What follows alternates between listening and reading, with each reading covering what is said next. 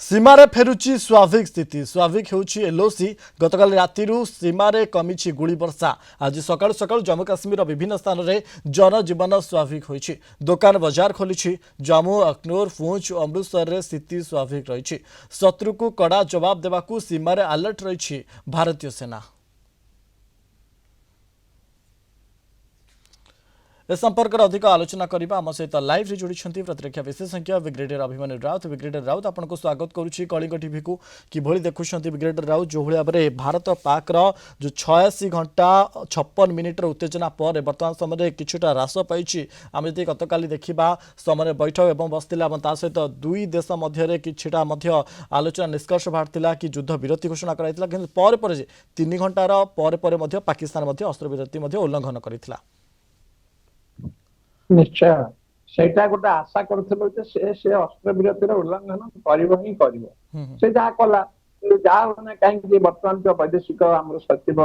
विक्रम मिश्र जमते कहले जेडा पाकिस्तान पर आमे पाकिस्तान को चेते जे स्वाभाविक हुआ एबे स्थितिर समन्वय करी माने समीक्षा करी तमे देखो कौन करिया को जाउछ आ कौन करिनी आ तम पाखे सद्बुद्धि हो आ जहा कि चलतो यदि सैन्य ए जो युद्ध विरतिर उल्लंघन कर ताहले फलाफल बहुत गुरुतर आम केवे विब्रत नथिलु आम सदा सर्वदा जाग्रत सतर्क आ पाकिस्तान को कड़ा जवाब देवाई आम प्रस्तुत आस्ते आस्ते आस्ते आस्ते आपन जन देखिले प्रथम कूटनैतिक संपर्क चिन्ह जल विवाद ये सब आदि इत्यादि कलापर आम केवल आतंकवादी आडा को भांगी से निपात करूँ एवं कहूँ आगे जब किसी तमर किसी आगू दिग मान आसबनी अग्रसर हेनी ताले भारत आगे पाकिस्तान आमर सीमा उपरे आम देश उपरे जो प्रकार देश भीतर को जो प्रकार पठेला ड्रोन तार मिसाइल तार परिणाम स्वरूप आम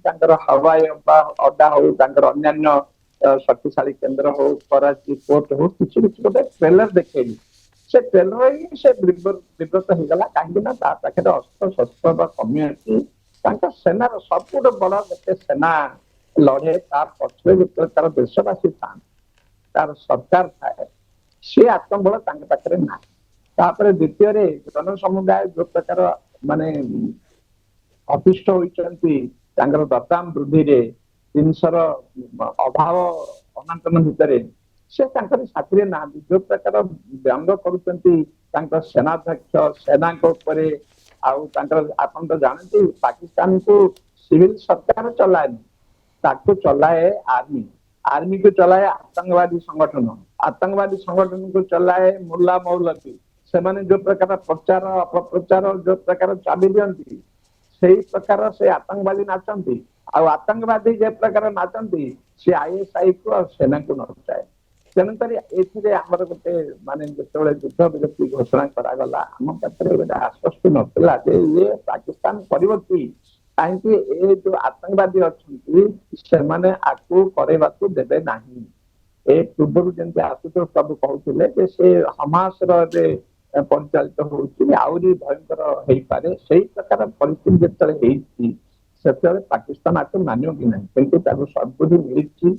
अमेरिका हस्तक्षेप कर जो $1 बिलियन जो ऋण थिला बोधे अमेरिका यही शर्त तुम युद्ध विरति कर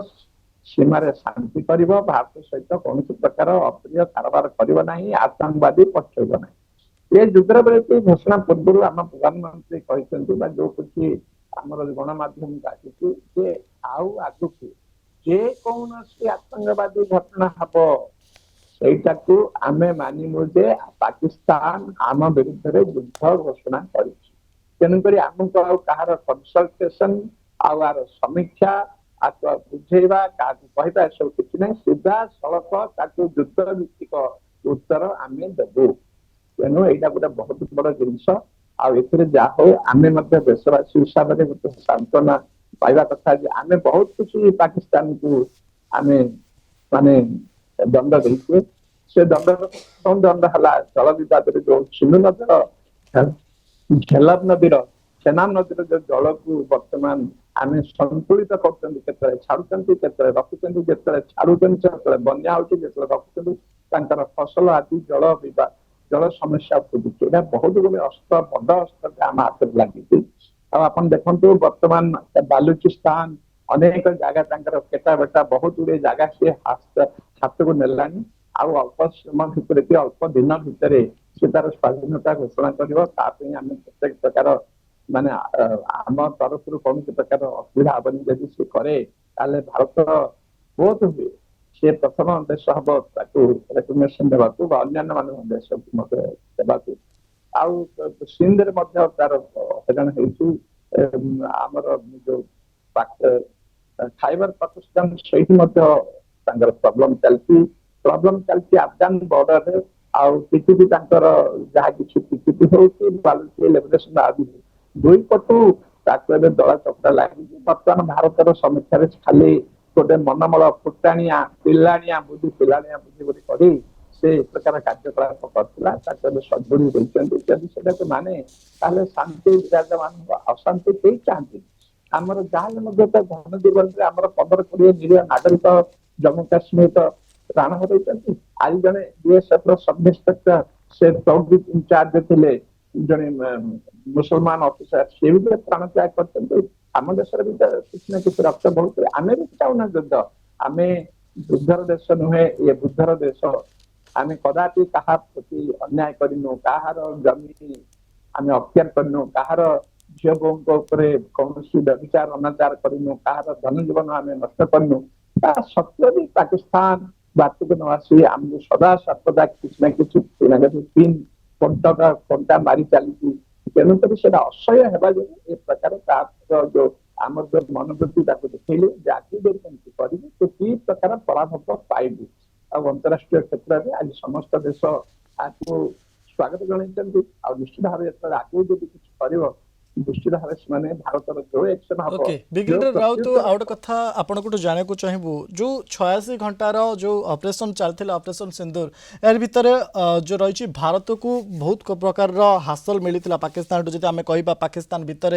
गभीर स्ट्राइक करा 9टी आतंकवादी लॉन्च पैड को ध्वंस करा सहित टॉप 5 आतंकी को निहत करा जदि आम पाकिस्तान कथा कह पाकिस्तान किंतु कौन करता तार अपोजिट करथिला कि भारतर सिविलियन उपर अटैक करथिला एवं ता सहित कहथिला कि मिसाइल द्वारा दिल्ली को उड़ीदेव बोली मत कही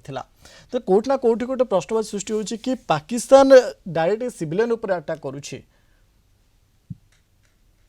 पाकिस्तान आपण प्रथम प्रश्न करथिले भारत कौन पाइला पाकिस्तान कौन पाइला युद्धरू ये जो 86 घंटा युद्ध रे भारत बहुत किछि पाई